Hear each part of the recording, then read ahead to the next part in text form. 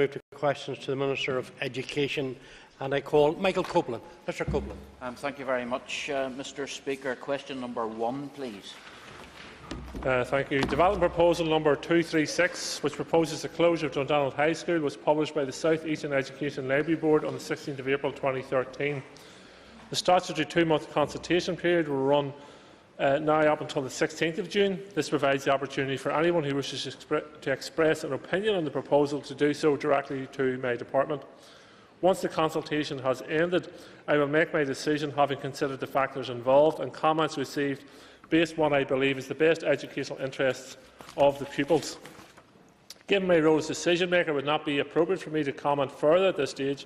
However, as part of the development proposal, I have agreed to visit the school and meet with the working group and pupils to hear their views. Thank you very much, Mr. Speaker, again.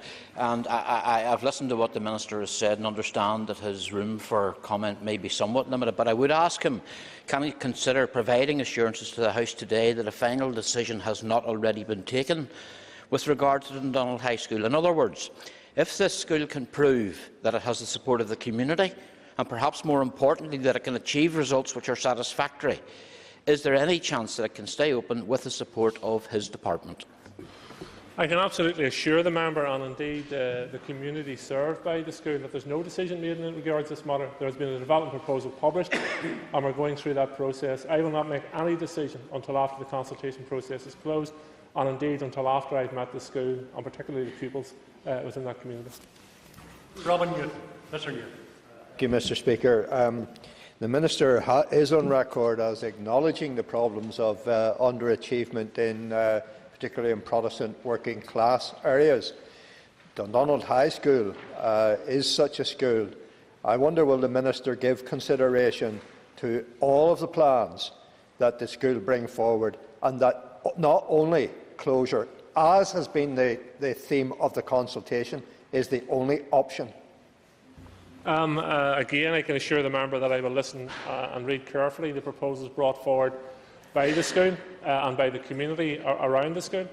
The issue of educational underachievement is an issue which we are currently debating in the Chamber as part of the South Belfast debate, and the member will be only too acutely aware that there is no quick fix solutions to any of these matters. And schools have to play a central role to it, but as do the communities, and we have to equip the communities around these schools to tackle the issues of educational underachievement.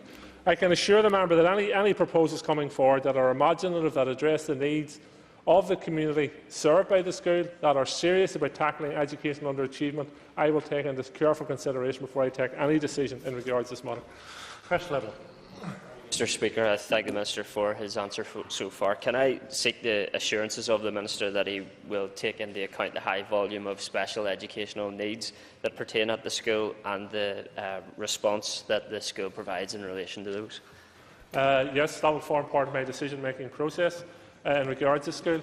Members should also be aware, and this is in the broader context of educational underachievement, that there are many schools out there serving socially deprived communities that are achieving excellent educational results in the round. We should not accept social disadvantage as a reason for educational disadvantage. It can be tackled and is being tackled by many schools in our society, and I will give careful deliberations to the proposals coming forward from the Dundonald High School as to whether they have a plan to tackle educational underachievement in that community. I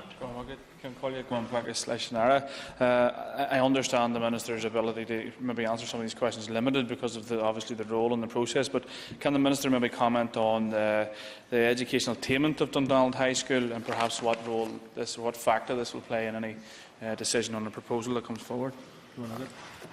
In relation to educational attainment at the school, the school has been identified through the inspection process as offering less than satisfactory provision for pupils. It is being currently supported through the formal intervention process. Dundonald High School is one of only 12 post-primaries currently in formal intervention to date. It is the only school to have entered the process twice. Now, that tells the story of Dundonald High School today. The advocates for the school, the elected representatives in the area, and the school itself tells me that they have plans to move forward from that current position. That current position is not satisfactory. I think the school accepts that. If they have plans which can bring us beyond that point, then I think they deserve careful consideration.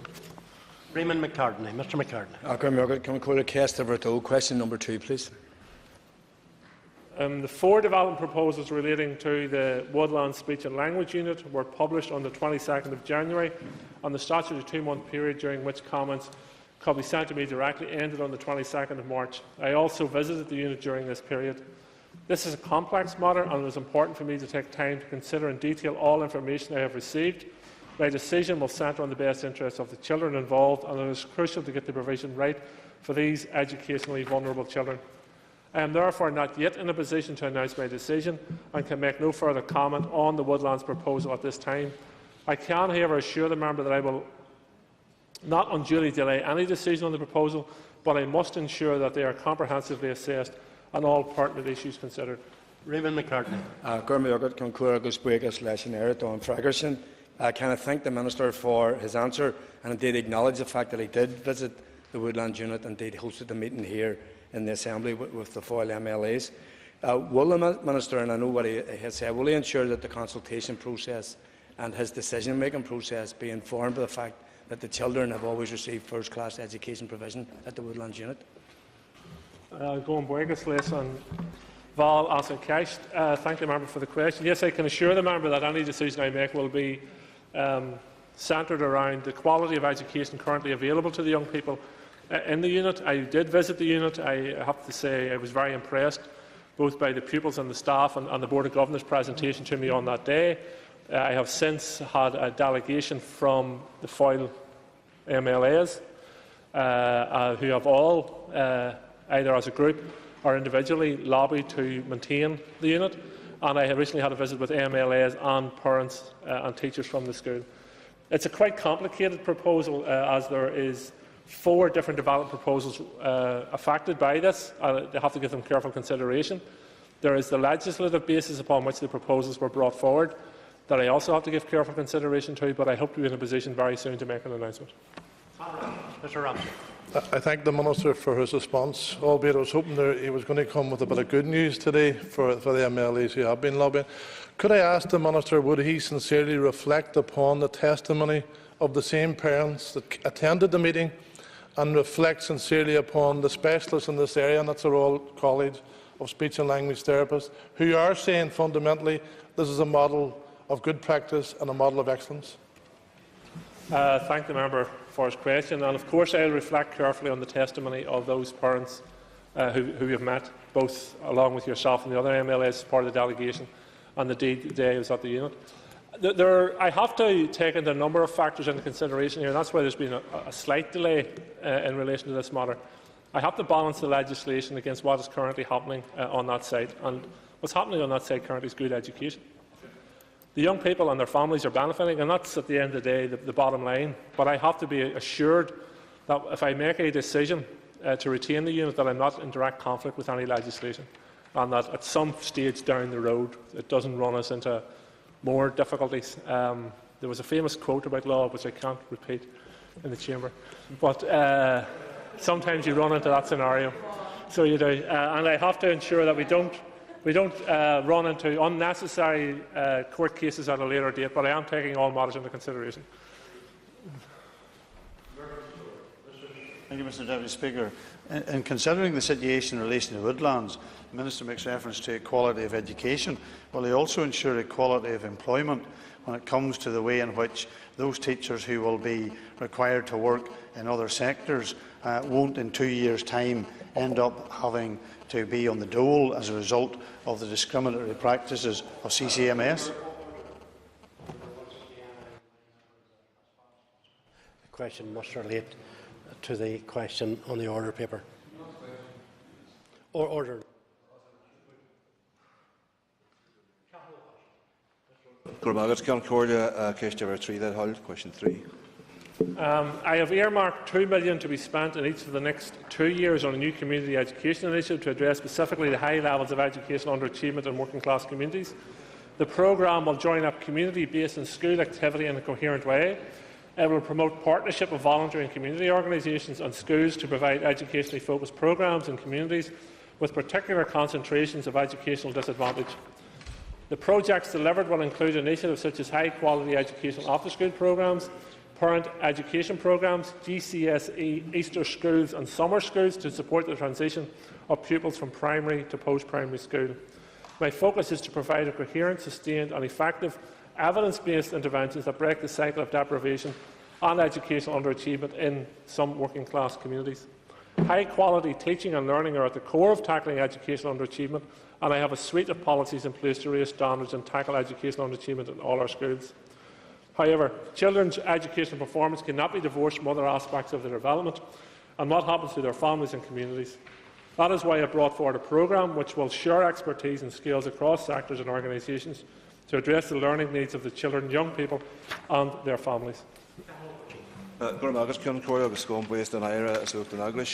welcome this initiative, and could I ask the Minister, could he perhaps tell us how he intends to target this investment to ensure that it benefits those in greatest need? I have been in discussions with the DSD Minister, and my officials have been in discussions with the Department of DSD as the best way of delivering this finance onto the ground in partnership with other delivery bodies. One of the areas we are keen to explore is the neighbourhood renewal partnerships, who are working in socially disadvantaged communities as putting money on the ground that way. We're also looking at other community initiatives in and around particularly small pockets of social deprivation that may not fall into neighbourhood renewal projects. Sometimes these may fall particularly into Protestant working-class loyalist communities, where I want to ensure that there's a focus placed on this funding being delivered on the ground as well. So those discussions are ongoing, but I'm keen to get the money out the door and be spent. And I think the delivery mechanisms that are already in place are the best way to do it, rather than reinventing the wheel to do so. Mr. Campbell. Thank you, Mr. Speaker.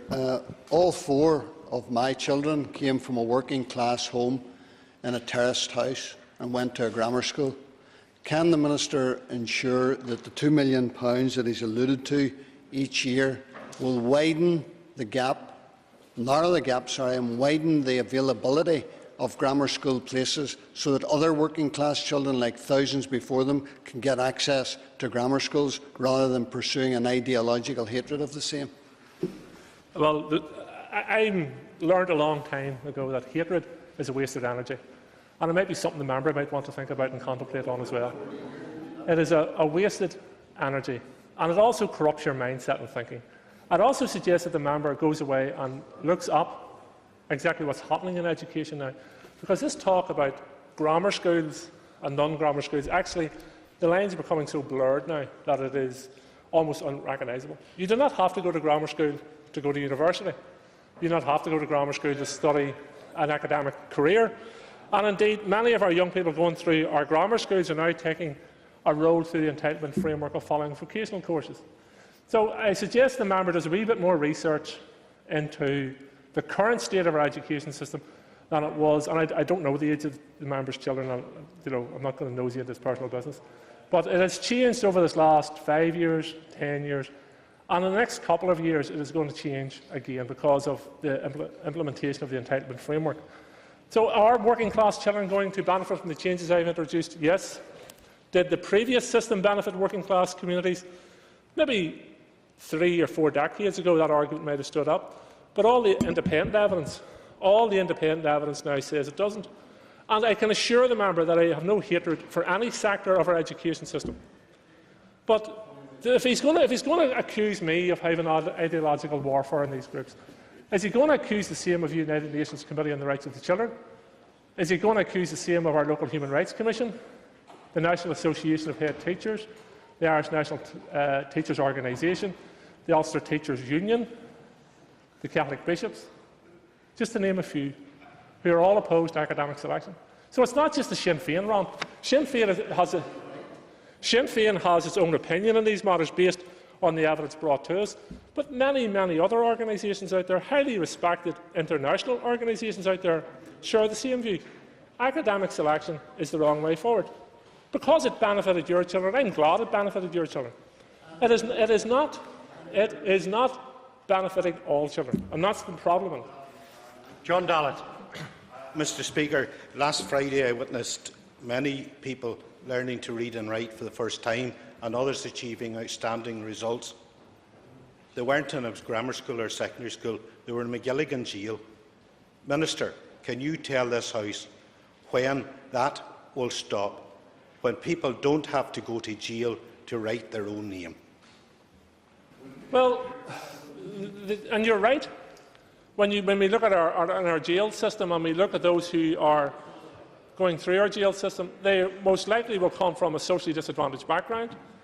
A high percentage of them will have mental health problems as well, who go through our jail system. And if society continues to make the same mistakes as it did previously, then they will continue to go through our jail system. I, as Minister, and my predecessors have been bringing forward policies which are beginning to make change in this society. Our results are rising. Our primary schools are world leaders. All of that has happened under the tenure of myself and my two predecessors. So we are beginning to make change. There's no quick fix solution to any of these matters.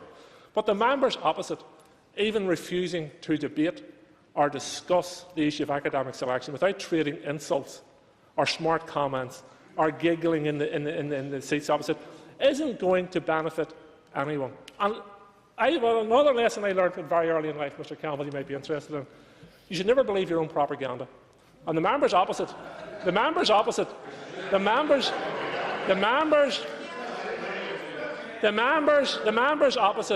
have spotted hook, line and sinker, and I'm even told refuse to debate it internally.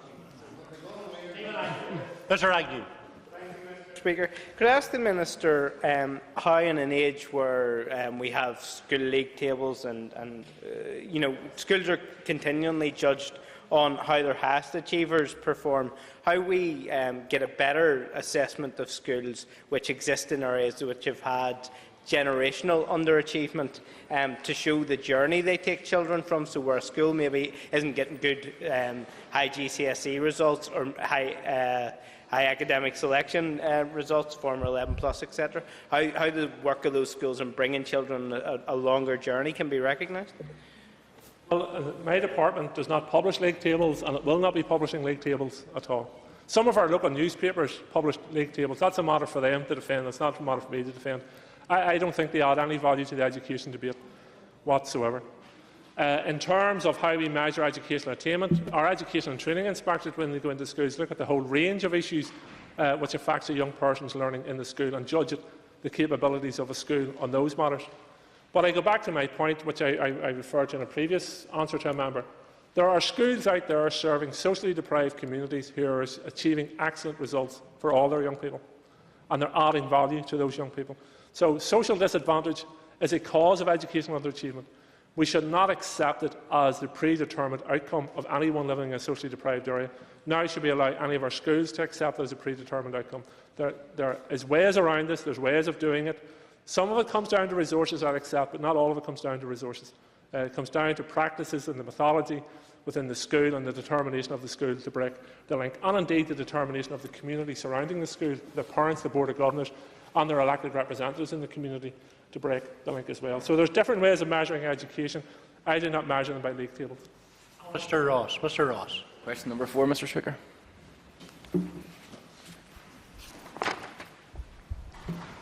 I believe that fundamental change is needed in the way delegated budgets are allocated to schools here, and I am considering very carefully the recommendations made by the independent panel in that context. The member will know that to identify a compelling case for change and improvement. The outcome of the independent review will not be about tinkering at the edges. Reform of how school budgets are determined is needed if we are to support the effective delivery of the curriculum in sustainable schools that put pupils first and that serve and are supported by communities that value education. In coming weeks, I will be making a statement to the Assembly setting out my response to the report and my proposals for the reform of the common funding scheme. This will be followed by a full consultation with key stakeholders, including schools. My decisions will be informed by the views of the Education Committee, which have been recently provided to my department. Mr. Ross. On the fact the Minister is going to be bringing those forward in the next number of weeks, can I ask him if he's going to be bringing forward anything specifically to give schools more autonomy over their own finances? There's a proposal within the Common Funding Reform Review in relation to autonomy around finances. I'm studying it very carefully. When I make my announcement in June, I will, or in June, I will set out very carefully my considered response to all the recommendations in the Common Funding Formula review. But there will be changes made to the Common Funding Formula. I want to see those in place from 2014-15 onwards. I believe that one of the ways that we can tackle educational disadvantage, support the working class, as has been commented earlier on, is to ensure that funding goes to those schools that are dealing with the biggest difficulties in terms of delivering good education. Pat Sheehan. And I wonder, can the Minister give an assurance that the outworkings of the review will ensure that strategically important small schools will be sufficiently funded? I thank the member for his question. Yes, there are strategically small schools out there that we need to retain to ensure that educational attainment can be achieved for either isolated rural communities or, in some instances, where you have isolated communities within a broader community. And I will ensure that when I'm bringing forward the formula that we protect those schools moving forward. Area planning is another matter which is looking at the small schools estate, and I've said there again as well that there will always be a need for small, strategically placed rural schools, particularly rural schools, as well as schools serving isolated communities within a broader majority community. Those two factors I am keen to support. Sean Rogers. Speaker, and thanks to the Minister for his answer so far. Considering the importance of primary school education, Minister, have you any plans to increase the age-weighted pupil unit in primary schools so that when you compare the ratio of primary to post-primary, that it compares favourably with England? Well, it's comparing apples and oranges. When you compare our funding system to England, they don't automatically match across or read across, and you can interpret them to suit whichever argument you bring forward. There has been a lobby down through the years that primary schools are insufficiently funded. I am of the view that our education system in its totality is insufficiently funded and it requires more funding.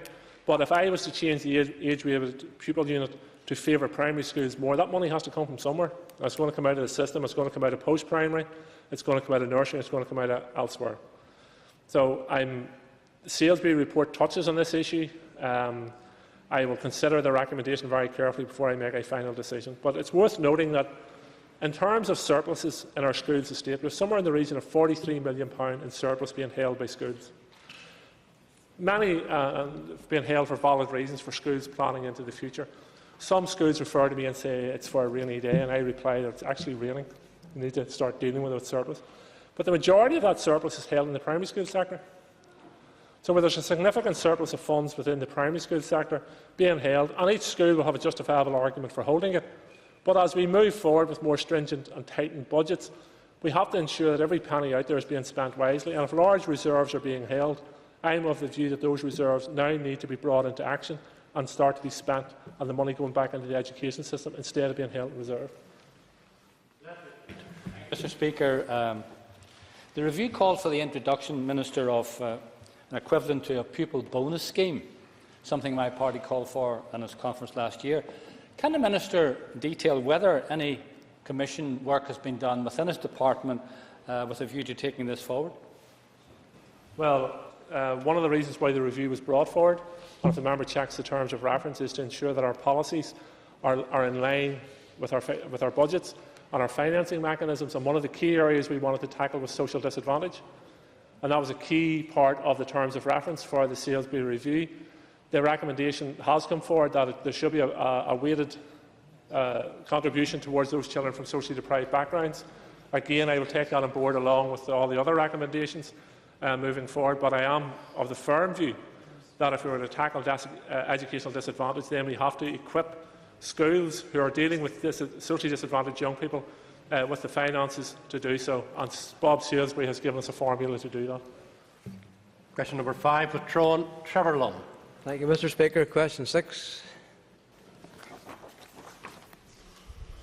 The Education Bill will deliver the policy commitments in the Heads of Agreement. For example, in relation to employment, the Bill will establish the Education Skills Authority as the employer of staff in grant-aided schools. It will also provide for boards of governors to take all employment decisions within their schools if they wish. I have considered the Education Committee's report on the bill and the views expressed by the stakeholders. I intend to bring suggested amendments to the Executive for consideration in the very near future. Yes, I thank the Minister for his answer and his previous answers on this subject, where he has confirmed consistently that there are no contradictions. It's just that the two documents say opposite things. Could I ask him, does he expect the outcome of this discussion to be that the grammar schools will continue to be allowed to be their own employers without reference to ISA? No, I don't expect that outcome. I expect the outcome of the discussions and the further stages of the education bill to be the outcome of the Heads of Agreement. And the bill, in fairness, doesn't say opposite to what's in the Heads of Agreement, because the Heads of Agreement is actually transplanted into the bill. There has been views expressed that the clause as currently drafted is unworkable.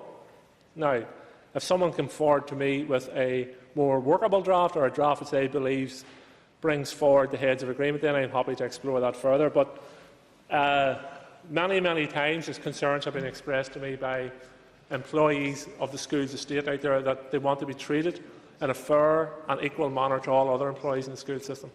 The only way to achieve that is to ensure that there is a single employing authority and that powers are delegated to the boards of governors.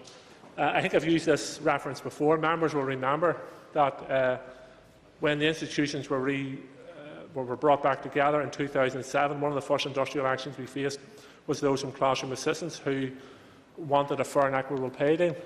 That was settled. All members supported them. It's not settled yet in the grammar sector. I don't think that's acceptable. As far as I'm concerned, if you work for education and you're paid for it through the public purse, you should have the same terms and conditions as everyone else, and that's what I strive to achieve. Mr. Michael Duff.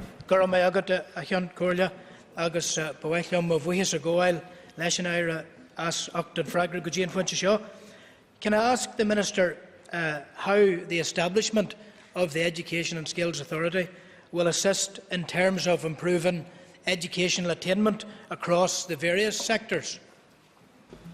The main objective for bringing ISA forward was to ensure that educational achievement and attainment was its main drive and agenda item. It wasn't about saving money, though I do have to save £20 million a year currently out of my budget to meet the budget commitments which ISA will see. So the main focus of this body is to ensure that educational achievement is the main agenda, that it's driven forward. And how will that be done?